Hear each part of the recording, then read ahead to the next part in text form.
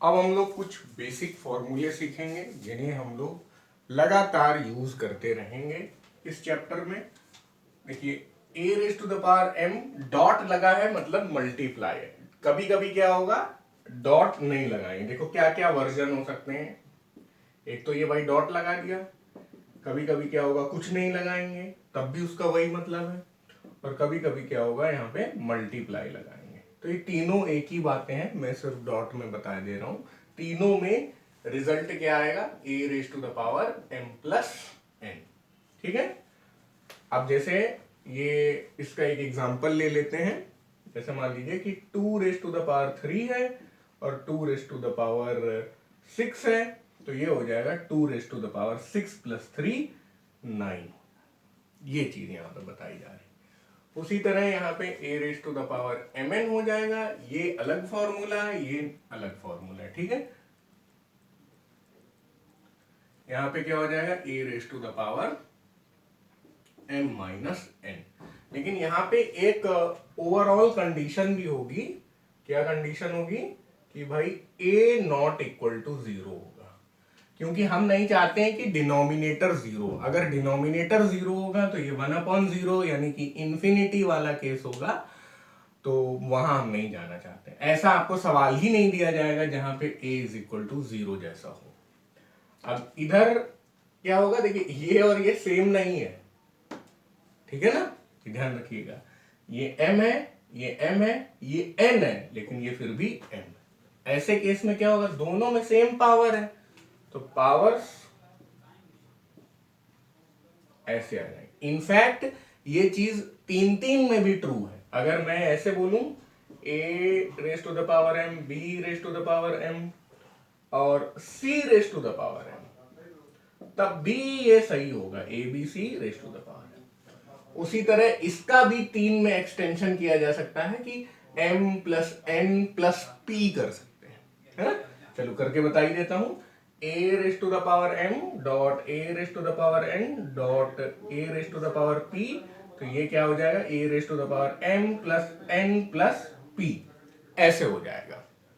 ठीक है। अब ऐसी स्थिति में जब हम लोग ये 1 2 3 4 फॉर्मूले सीख चुके हैं, तो अब थोड़ा सा आगे भी आते हैं। आगे कहां, यहां। अब यहां पे क्या हो जाएगा a raise to the power m, b raise to the power m। ये काफी हद तक इसके जैसा फॉर्मूला है कि दोनों को पावर मिली जा रही है। मल्टीप्लाई में दोनों को सेम पावर मिली जा रही है। और अगर मैं इसको उल्टा लिखता हूं इस तरह,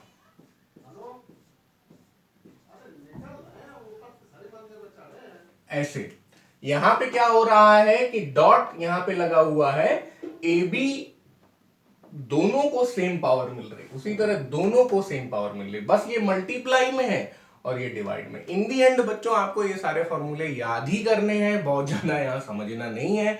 बार बार आप इन फॉर्मूलों को यूज करेंगे तो आपको वैसे भी सब कुछ याद हो जाएगा। जैसे भाई फिजिक्स में आप F is equal to m a याद करते हैं तो बस याद ही करते हैं, इसलिए यहां पे भी वैसा ही कुछ चलेगा।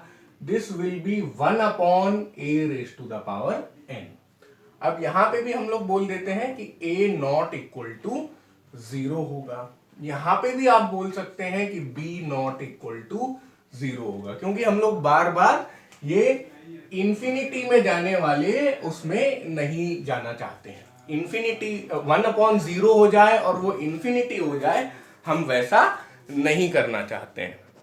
जब आप इक्वेशंस वाले क्वेश्चन सॉल्व करेंगे तब आपको ये कंडीशन कई बार देखने को मिलेगी, या आपको ये कंडीशन क्रिएट करनी पड़ेगी। तब अगर a raise to the power n और b raise to the power n आपस में बराबर हैं, तो हम तुरंत कंक्लूड कर लेंगे कि a is equal to b।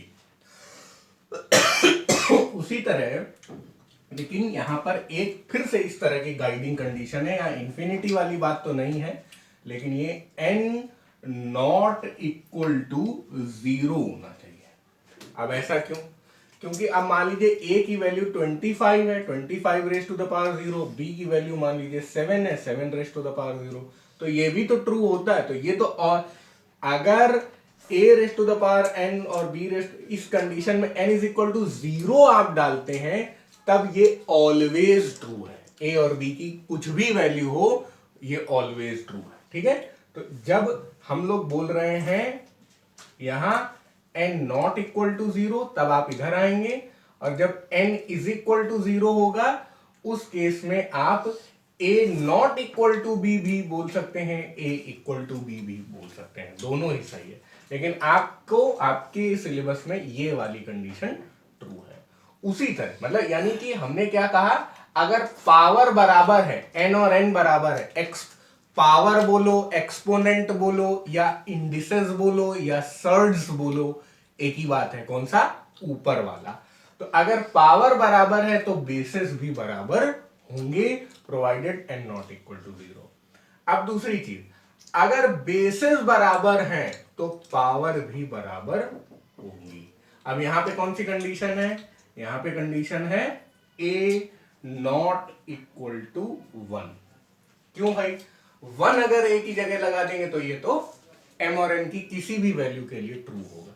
वही बात जो यहां पे, अगर आपको ये कंडीशन वाली बात नहीं समझ में आ रही, क्योंकि आप 9th में अभी छोटे बच्चे हैं, ज्यादा चिंता मत करिए, कंडीशन पर कभी भी आपको सवाल आएगा ही नहीं, चाहे आप ओलंपियाड लेवल का भी क्वेश्चन कर रहे हो। लेकिन जब आप 11th-12th में चले जाएंगे तब थोड़ा सा ये सारी चीजें मैटर करेंगी, तब तक आपको समझ में आना भी शुरू हो जाए।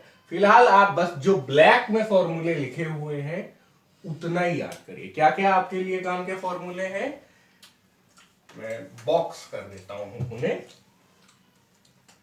आप ये बॉक्सिंग स्किप भी कर सकते हैं। और ये सारे ही फॉर्मूले उतने ही इंपॉर्टेंट हैं, इसमें से कम ज्यादा आप नहीं कर सकते हैं। These all are very basic, और ये आपको हर क्लास में, ये भी एक बॉक्स ही है और उसी तरह ये है। अब इसमें एक और कंडीशन हो जाती कि अगर मान लीजिए हम ऐसे बोले a raise to the power m is equal to a raise to the power n है, और कोई और वेरिएबल है, मान लीजिए p raise to the power और q raise to the power x और y, तो इससे भी आप डायरेक्टली बोल सकते हैं कि m is equal to n and x is equal to y। यहां पे आपने ये वाली चीज 2 बार इस्तेमाल कर ली, तो ये भी बिल्कुल ट्रू है।